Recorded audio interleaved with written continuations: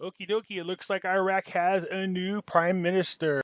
Mohammed Tawfiq Alawi is the new prime minister.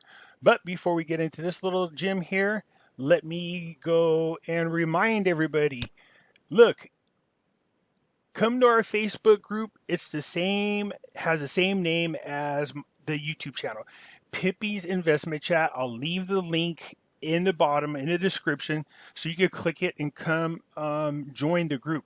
There is so much free information in here. There is a lot of things in here that people are paying for in other groups. I know a lot of you guys go to Patreon, but you can get the same news here for free. All right. Free 99, FREE 99. All right. Free 99. Come here to Pimpy's Investment Chat. There's a lot of people in here with a lot of different information. It's not just on the dinar, it's on the Vietnam dung, D-U-N-G. I said dung because saying dong sounds like a wiener. So yeah, it's the Vietnam dung. Dong is in here. Okay. So, and it's not just that, but people are sharing a lot of information on silver, gold, stock. I mean, there's a lot of different information, although it's predominantly people talking about the Iraqi dinar. But there are other things in here that will probably interest you. Okay. So I encourage you to come here. I will leave the link for you to come over here and join our group. Okay, so let's get back real quick to the news of the day, which is the president of Iraq has appointed a new prime minister. So this is good, but here we go again. Look at, they're giving this person 1 month to establish a new government. Is it me, or does it seem like every time Iraq takes 2 steps forward, they take 5 steps back? The entire time of 2019, it seemed to me we were just trying to fill 3 damn cabinet spots in the Iraqi government. So not only do we have to fill those 3 spots over again, it looks like, but they have to go ahead and form an entirely new government.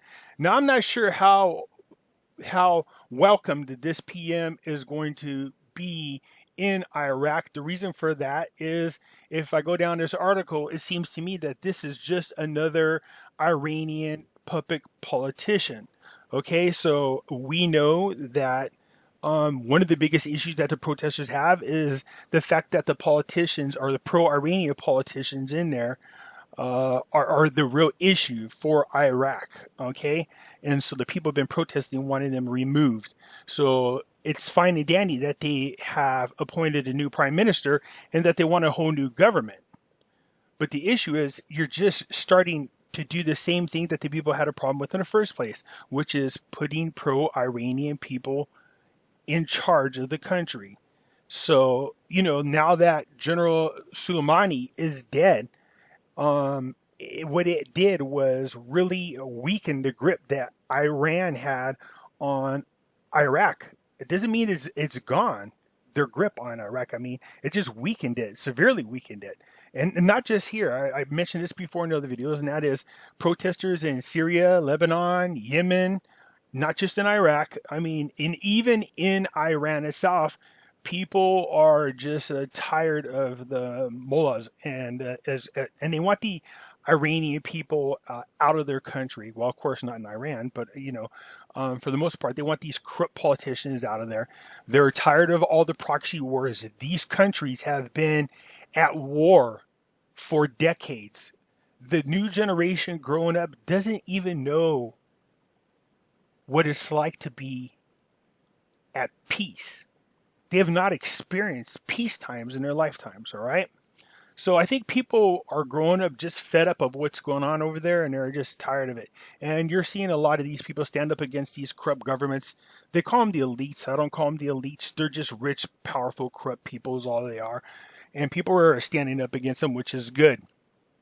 So anyways, it's talking about how, and people keep saying, oh, do you see all these million protesters marching against the American people being in there? I keep telling people, look, it's not what the real sentiment is amongst the Iraqi people, nor the Iranian people for that matter.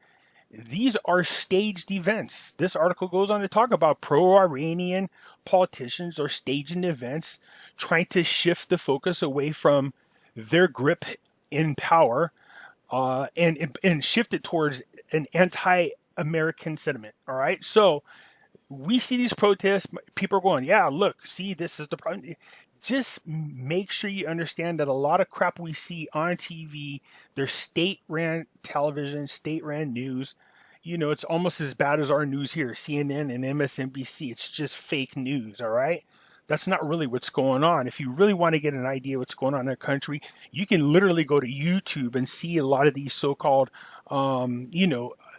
citizen journals, and they'll tell you really what's going on in those countries. I've seen a lot of them, and I learn a lot by watching them. Okay, so I just wanted to let you know that it looks like a new PM has been appointed. How this affects the IQD, little no.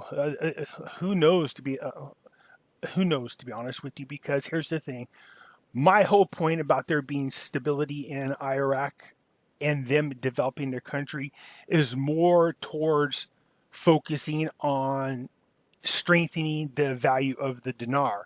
As far as when this dinar rate is implemented is a separate situation altogether. I know people are conflating the two, but I don't think they can be conflated. See, if you're going to believe in this whole global currency reset situation, then you have to understand that a country having problems wouldn't stop a total GCR, because there's always going to be problems somewhere. So whatever's going on in Iraq, if there is such a thing as a GCR, and there's reasons to believe that, then whatever's going on in Iraq is not going to affect it.